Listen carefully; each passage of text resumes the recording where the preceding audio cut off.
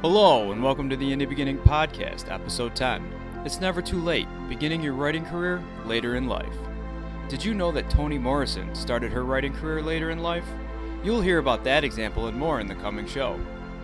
This week's discussion focuses on that main topic as well as reviews left for last week's featured beginning, My Remarkable Little Monkey by Mark Logos, who also got a late start on writing.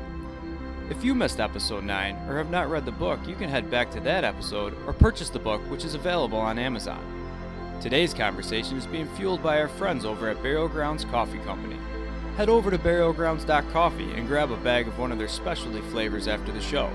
You can never go wrong with a bag of Death Star for those days you just want a straight cup of joe.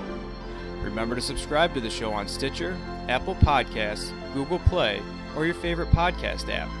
We can also be found on Facebook, Instagram, Twitter, or at acmbooks.com/indie-beginning. And now, for episode 10. So last week we introduced people to My Remarkable Little Monkey by Mark Logos. What were your thoughts of the story, Marie?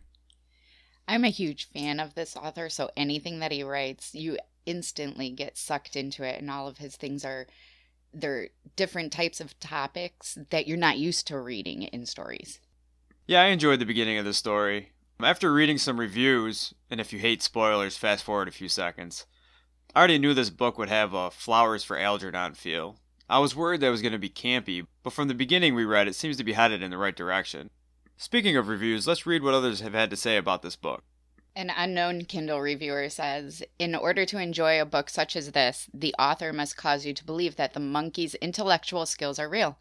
Thank you, Mark Logos, for your creation of Shakespeare was totally real to me. As such, I found his insights to be so much more insightful."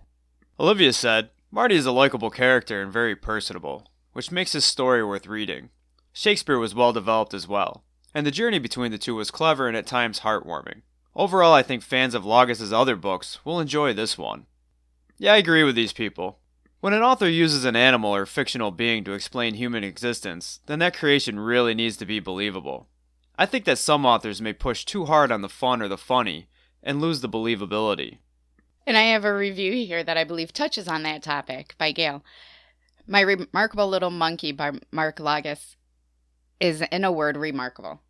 There are many other adjectives that I could use to describe this little gem of a book, such as insightful, quirky, offbeat, unique, intriguing, but I am not sure any of them do it justice. I am not going to give a summary of the book because if I did, I'm pretty sure you would not choose to read it, which would be a mistake. I think that using the monkey as the animal was a great idea with how relatable we find the animals as humans. Stories like Planet of the Apes are very popular and make a killing. If Mark had used an iguana or something, I think the story would have been a little hard to take. But we see animals like dogs and monkeys as being part of the family. I can agree with that. When you think of a monkey, you can see it as a child or as a person versus your iguana or a lion or even a dog. While searching reviews on My Remarkable Little Monkey, we were happy to find that many had praised Mark as a writer. Diane said, I have read several of the books by this author. He never disappoints. I find Mr. Logos the most original, most creative of all authors I have read from the Goodreads site.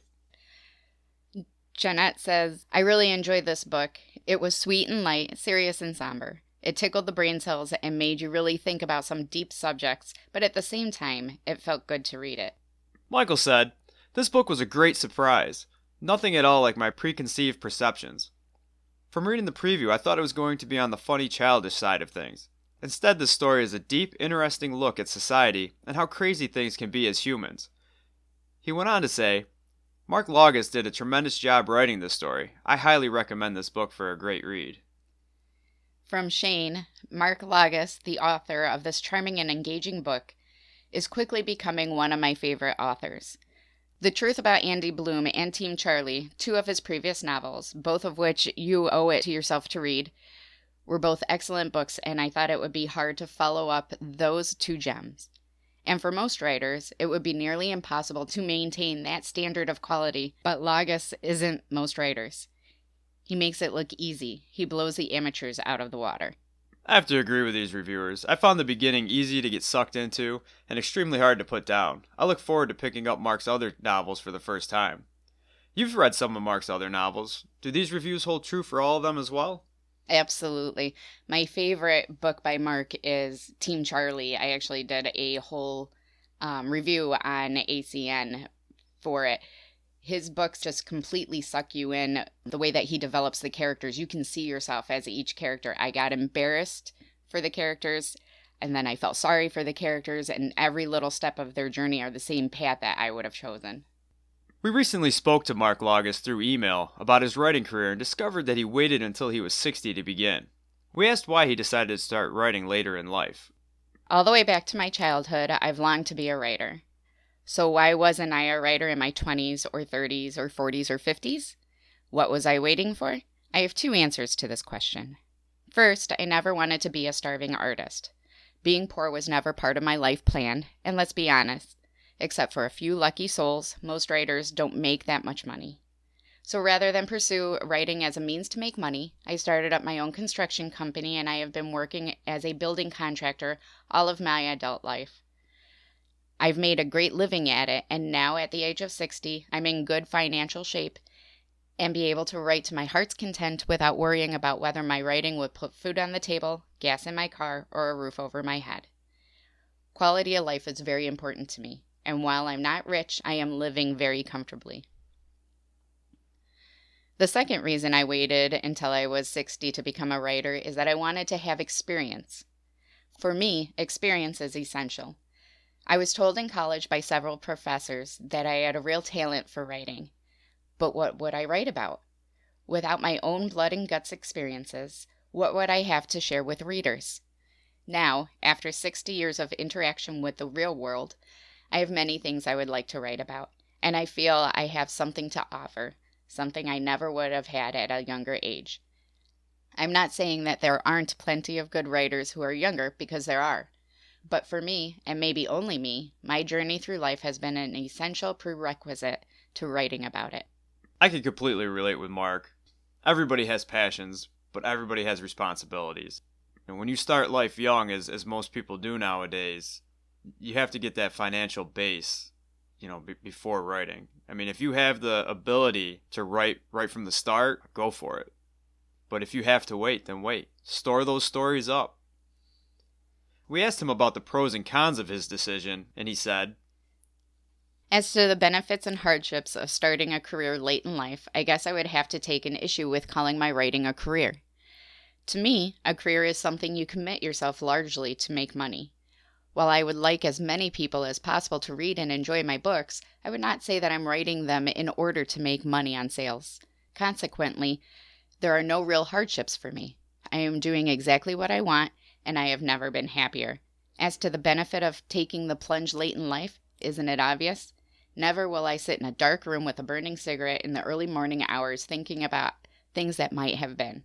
I will always know that I gave myself a chance to do something I always wanted to do. As to whether my books would have been different had I written them years ago, the answer is absolutely yes. My writing reflects what I learned over the years. I'd like to think I've learned a few things as I've grown older. I've learned that a little tolerance is worth all the gold you can get your hands on. I've learned that there are many different ways of seeing the world, not all of them in line with the other, but none of them necessarily more right or wrong than the other. I've learned that people all have some good and some bad, and that none of them are really heroes or villains. I've learned that despite all of the evils and shortcomings, the world is a wondrous place. I've read that some people become more cynical with age. For me, it has been the opposite. Mark even left some advice for some aspiring authors. My advice to anyone wishing to leave the rat race and go after their passion is to do it. But be prepared. Others, especially family and friends, may not understand. You will have to be patient with them. Patient, yet resolute. Help them understand you, and don't be surprised if they don't. Just know that the worst thing you can do is look at yourself in the mirror when you're in your 80s or 90s and say, well, I had my chance and I blew it. After speaking with Mark, we wondered about other authors that got started late with their writing and found that it's more common than one might think. Toni Morrison is one of the most notable examples. She's a Nobel and Pulitzer Prize-winning novelist and has been awarded the Presidential Medal of Freedom. Her first novel, The Bluest Eye, wasn't published until she was 40, Yet with her stories on racial prejudice in America, she has been given the role of America's conscience. Laura Ingalls Wilder was in her mid-60s when she published Little House in the Big Woods. She wrote her memoirs after some nudging from her daughter, and anyone who grew up with and loved Little House on the Prairie has her to thank for that.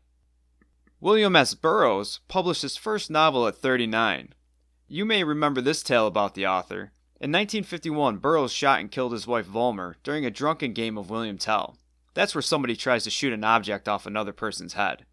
After which, a dark muse haunted the rest of his writing life. And for those that think that there's a too late in this writing game, Millard Kaufman, the creator of Mr. Magoo, published his first novel at the age of 90. When anyone is thinking that it's too late, just remember how long it took Kaufman to publish Bowl of Cherries. It's never too late. Grab that notebook, start typing on that keyboard, and get that story out. For all of you wondering if you've missed your mark, we'll leave you with this quote from F. Scott Fitzgerald that was given to me by Corey Ellen from the Writers Group on Facebook. For what it's worth, it's never too late to be whoever you want to be. I hope you live a life you're proud of, and if you find that you're not, I hope you have the strength to start over. Purchase your copy of My Remarkable Little Monkey on Amazon. You, the listener, may join in on these conversations by sending Indie Beginning an audio review of each story episode. Simply record your thoughts into your phone recorder and send it along to reviews.indiebeginning@gmail.com or write a review on our ACM Books website. Become part of our featured authors' stories by helping them learn and grow. This episode was made possible by Burial Grounds Coffee Company. All reviews were taken from Amazon, Goodreads, or acmbooks.com. Head there to read them in full. Music found in this week's episode was written and performed by Philip Wiegel and is titled Even When We Fall. Please take a moment to rate and review our show on your favorite podcast platform. Reviews are such an important part of the growth of any project. I am your host, Benjamin Frankie, asking everyone to read more books, be the best possible you, and simply enjoy this wonderful life. Thanks for listening. I have no way to work off of that to go into what I wrote.